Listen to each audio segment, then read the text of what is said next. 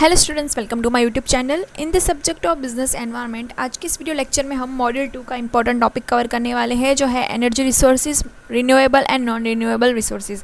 Exam point of view से important question है, क्योंकि यहाँ से एमसीक्यू तो बनते ही है कि रिन्यूएबल रिसोर्सेज के एग्जाम्पल्स क्या है, नॉन रिन्यूएबल रिसोर्सेज के एग्जाम्पल्स क्या है। तो एमसीक्यू यहाँ से बनते ही है, तो वीडियो का एंड तक ज़रूर देखिएगा। और अगर आप पहली बार चैनल पर आए तो ज़रूर से सब्सक्राइब कर लीजिएगा। और हाँ, प्लेलिस्ट ज़रूर चेक करिएगा, वहाँ पे एनईपी से रिलेटेड बहुत सारे न्यू सब्जेक्ट्स मैंने कवर करे हुए हैं, जैसे कि आईकेएस हो गया, एनवायरमेंटल स्टडी है, फिर एंटरप्रेन्योर डेवलपमेंट है, ई कॉमर्स है, और बहुत सारे सब्जेक्ट्स है, लॉ भी है। तो बहुत सारे सब्जेक्ट्स हैं, आप अपने सब्जेक्ट के अकॉर्डिंग एक बार चेक करिएगा, आपको मे बी वहाँ से कुछ ना कुछ हेल्प मिल जाएगी। और हाँ, इन सभी वीडियो लेक्चर की आपको पीडीएफ चाहिए तो आप टेलीग्राम चैनल ज्वाइन कर लीजिएगा, लिंक ऑलरेडी बायो में दी गई है। और मैंने अभी इंस्टाग्राम आईडी भी बनाई हुई है, वहाँ पे हम कुछ नॉलेज शेयर करेंगे ज़रूर से, तो वो भी एक बार ज्वाइन कर लीजिएगा, ठीक है।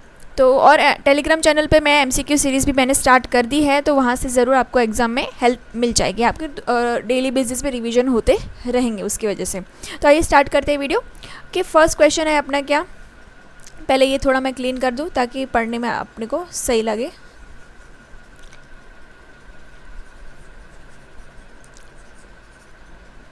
ठीक है, स्टार्ट करते हैं।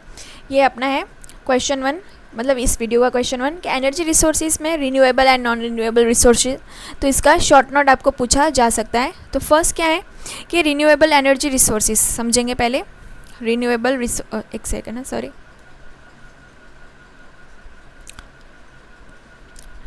रिन्यूएबल रिसोर्सेज में क्या आता है और इसका मीनिंग क्या है। Renewable resources are the natural sources of energy that can be use again and again because they are naturally replenish and themselves. ठीक है, तो रिन्यूएबल एनर्जी रिसोर्सेज वो होते हैं जो एनर्जी ऑलरेडी नेचर में एग्जिस्ट करती है और बार बार हम उसको यूज़ करेंगे तो भी वो ख़त्म नहीं होगी। तो इसके एग्जाम्पल बहुत ज़्यादा इंपॉर्टेंट, मतलब इसके कौन कौन सी एनर्जी उसमें आती है वो इम्पॉर्टेंट है।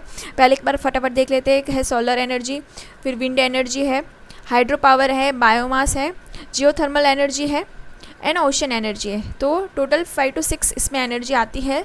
इन डिटेल आपको समझनी है इसको। फर्स्ट है solar energy, means what, it is use for the electricity generation, heating water and powering devices. Solar farm they provide the large scale electricity, while solar panel on the rooftops can specialize residential energy.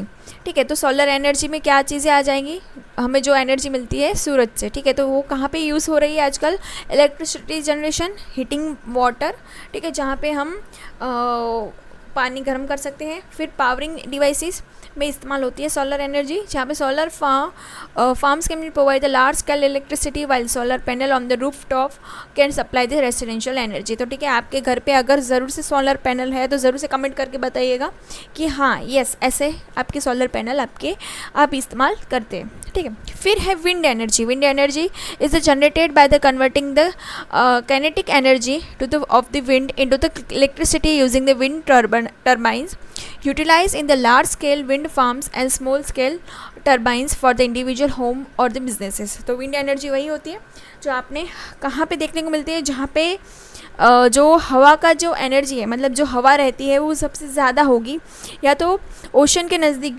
ठीक है, जहाँ पे अगर समंदर का area है तो वहाँ पे विंड एनर्जी सबसे ज़्यादा हमें देखने को मिलती है। तो wind energy is generated by converting kinetic energy. तो ये भी थोड़ा बनता है कि कौन सी एनर्जी से कन्वर्ट होकर बनती है, तो काइनेटिक एनर्जी से बनती है।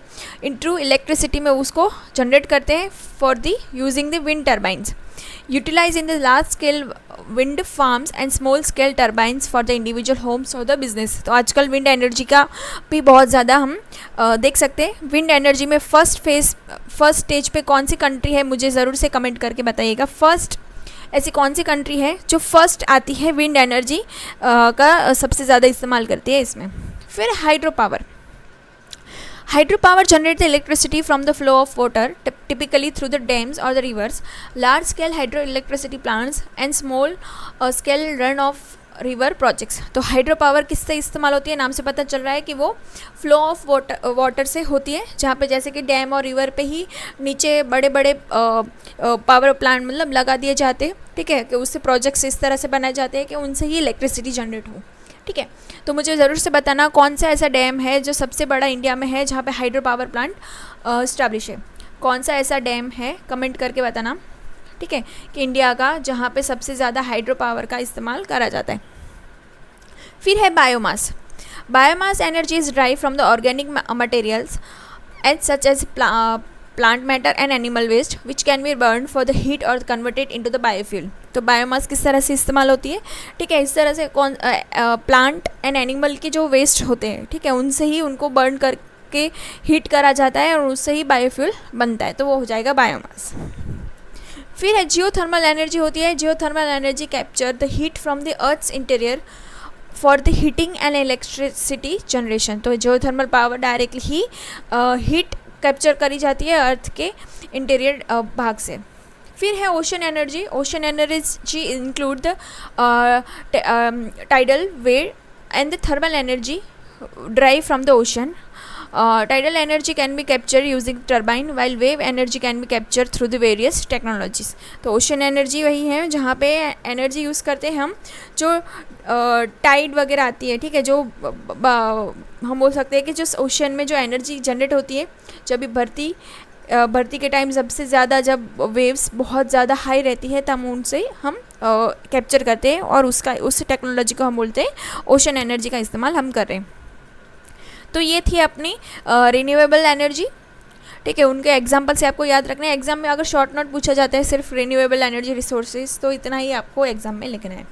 फिर नॉन रिन्यूएबल रिसोर्सेज क्या होती है, पहले तो देख लेते हैं इसके एग्जाम्पल्स क्या है। फॉसिल फ्यूल्स, कोल, फिर है oil, natural gas and nuclear energy, ठीक है। तो ये है अपने नॉन रिन्यूएबल एनर्जी रिसोर्सेज के एग्जाम्पल्स। तो non renewable energy resources are the natural resource of energy that can not be replace quickly once they are end up, ठीक है। अगर वो एक बार यूज़ करने से ख़त्म हो जाती है तो वो दोबारा से रीजनरेट नहीं हो सकती, या तो रीजनरेट होती है तो बहुत लंबा, मतलब हज़ारों साल लग जाते हैं, ठीक है। इस तरह से आपको याद रखना है।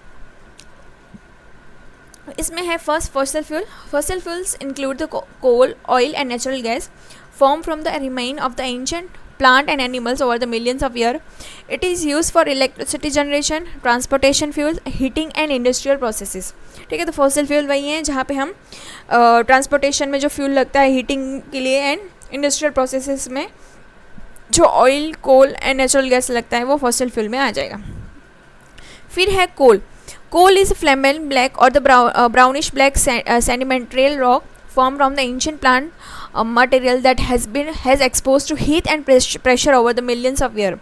It is primarily composed of the carbon along with the various other elements। तो अगर आपने स्कूल टाइम में साइंस में थोड़ा ध्यान दिया होगा तो कोल कैसे बनता है उसकी पूरी एक अलग से ही प्रोसेस थी, वो एग्ज़ाम में आपको पूछा भी जाता था उस टाइप का question.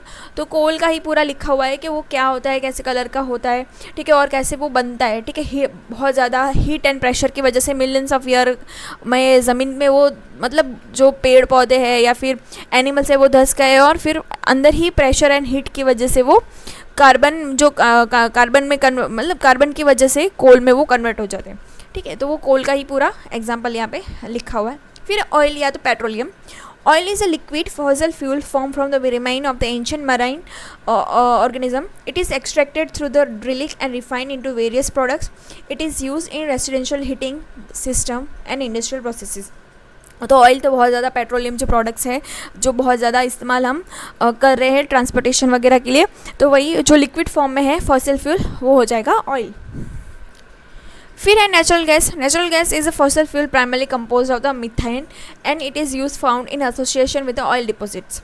It extract the through the drilling and can be transported via pipeline और as a liquefied natural gas LNG, ठीक है। तो ये भी आपको याद रखना है, इसका full form liquefied natural gas. तो ये MCQ के लिए बन सकता है। और नेचुरल गैस में कौन सा गैस होता है तो ये भी MCQ बन सकता है, ठीक है। तो थोड़ा आपको ध्यान रखना है। और नाम से आपको लगेगा ये रिन्यूएबल में आएगा, लेकिन ये नॉन रिन्यूएबल का एग्जाम्पल है, ये भी आपको याद रखना है। फिर है nuclear energy. Nuclear energy is generated through the nuclear fission, which can nucleus of the heavy atoms or the split to the release energy. This process occur in natural reactor, radioisotopes, and produce in a nuclear reactor. Are use in medical image and the cancer treatment. तो nuclear energy वही है जहाँ पे nuclear fission से वो generate होती है। तो ठीक है, तो किससे जनरेट होती है वो भी थोड़ा ध्यान रखना। Where the nucleus heavy atoms are split into release energy. ठीक है, तो जहाँ पे छोटे छोटे एटम्स में उसको स्प्लिट करते हैं, तोड़ते हैं, तो बहुत हैवी एनर्जी निकलती है, उसे हम बोलते हैं न्यूक्लियर एनर्जी। जहाँ पे वो न्यूक्लियर रिएक्टर होते हैं, radio spots produce in the nuclear reactor are used. कहाँ पे यूज़ होती है? Medical image and the cancer treatment में न्यूक्लियर एनर्जी का इस्तेमाल होता है। ठीक है, तो ये भी एक थोड़ा सा अलग क्वेश्चन बन गया, तो थोड़ा याद रखना है।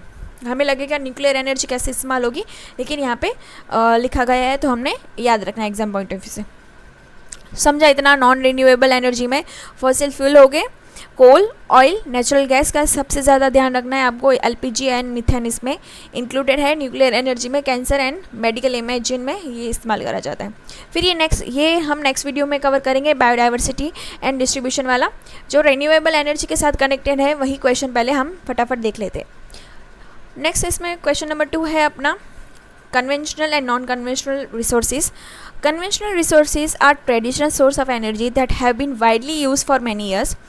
They primarily include fossil fuel and nuclear energy. Here are the main types. ठीक है, तो मेन कन्वेंशनल एनर्जी वही ट्रेडिशनल सोर्स ऑफ एनर्जी है जहाँ पे सबसे ज़्यादा वो इस्तेमाल होती है, जिसमें fossil fuel and nuclear energy सबसे ज़्यादा प्राइमरली स्टेज में है।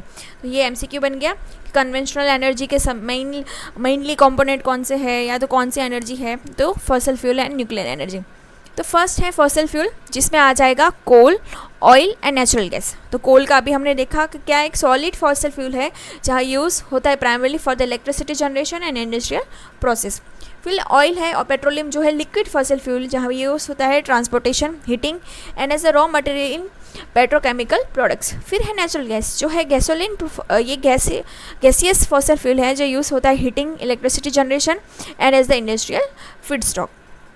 ठीक है, ये होगा सॉलिड फॉर्म में, ये लिक्विड में है एंड ये गैसेसियस फॉर्म में है। तो 3 फॉर्म में फॉसिल फ्यूल होता है, ये भी आपको याद रखना है। फिर है न्यूक्लियर एनर्जी, जहाँ पे न्यूक्लियर एनर्जी में कौन सी है? Uranium. Use in nuclear reactor to produce electricity through the process of the nuclear fusion. तो ये आपको याद रखना है, न्यूक्लियर एनर्जी में कौन सी इसका एग्जाम्पल है? यूरेनियम। फिर है ये हो गए अपनी कन्वेंशनल एनर्जी। ठीक है, तो ये याद रखना है किस तरह से क्वेश्चन बना। ये हो गया कन्वेंशनल एनर्जी। फिर है अपनी नॉन कन्वेंशनल एनर्जी। ठीक है, ठीक है, तो जहाँ पे ये non conventional energy resources refer to alternative source of energy that are not derive from the fossil fuel और न्यूक्लियर पावर।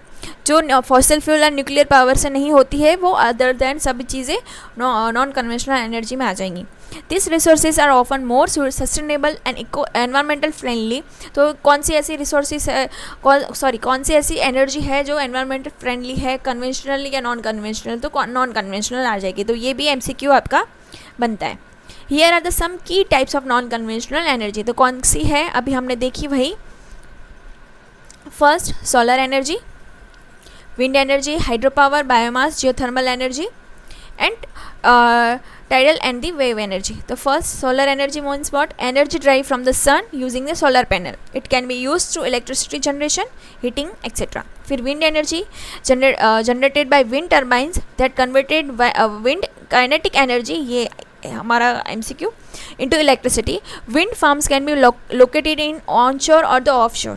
ठीक है, फिर hydro power, energy produce from the movement of the water typically through the dams और run of the river system. ठीक है, तो मैंने ये आपको क्वेश्चन पूछा हुआ है। ठीक है, विंड एनर्जी से भी मैंने क्वेश्चन पूछा है, फिर से एक बार रिपीट कर देती हूँ कि विंड एनर्जी में फर्स्ट स्टेज पे कौन सी कंट्री है? ठीक है, कौन सी कंट्री है जो विंड एनर्जी जनरेट करने में सबसे फर्स्ट स्टेज पे आती है? फिर हाइड्रो पावर, जहाँ पे इंडिया में कौन सी ऐसी नदी है या फिर डैम है जो नदी एंड डैम दोनों अलग हो गए। ठीक है, जहाँ पे हाइड्रो पावर के लिए हाइड्रो पावर प्लांट सबसे बड़ा वाला प्लांट लगाया हुआ है। फिर बायोमास, तो 2 क्वेश्चन आपके इस वीडियो से बनते हैं। फिर biomass organic material like the wood, dry घास and the waste that can be use to energy production through the burning और कन्वेंशनल इनटू द बायोफ्यूल। तो बायोमास वही है जहाँ पे वुड हो गया या ड्राई ग्रास है या तो ये वेस्ट है जो मटेरियल वेस्ट हो गया, तो हम बोल सकते हैं कि जो एनिमल्स वेस्ट है। ठीक है, तो उनसे ही उनको बहुत हाई हीट पे बर्न करके उनको मतलब रख दिया जाता है एंड फिर उससे बायोफ्यूल बनता है। फिर है geothermal energy, energy drive from the heat store under the earth surface. तो ये इन दोनों में कन्फ्यूजन क्रिएट आपको एमसीक्यू में करा जा सकता है। जियोथर्मल एनर्जी क्या होती है? It can be use for the electricity generation and direct heating applications. फिर है tidal and the wave energy, energy generated from the movement of the tides and waves in ocean and seas. This technologies are still in development but hold the potential for the renewable energy generation. तो इसकी बहुत ज़्यादा हम बोल सकते हैं कि हमारे यहाँ पे कितने समंदर है, ठीक है, कि पूरी दुनिया में ही सब कोई ना कोई कंट्री ऐसी होगी जहाँ पे समंदर उसका टच होता ही होगा, ठीक है। फिर भी उस ओशन सी का पूरा हमने इस्तेमाल नहीं करा है, ठीक है। बहुत सारे इसके प्रॉन्स एंड कॉन्स भी है उस एनर्जी को यूज़ करने के। तो ये भी एक बहुत बड़ी चांस हो सकता है कि हम मतलब एनवायरनमेंट फ्रेंडली जनरेट कर सकें, ठीक है, रिन्यूएबल एनर्जी। तो ये अपना दो क्वेश्चन इसमें मैंने कवर करे हैं। नेक्स्ट लेक्चर में हम जो अभी आगे का हमारा बचा हुआ था तो टॉपिक बायोडाइवर्सिटी हॉटस्पॉट क्या है, फिर बायोडाइवर्सिटी एंड इट्स डिस्ट्रीब्यूशन, ये हम नेक्स्ट लेक्चर में कवर करेंगे। Thanks for watching. कुछ भी डाउट हो तो ज़रूर से कमेंट कर दीजिएगा।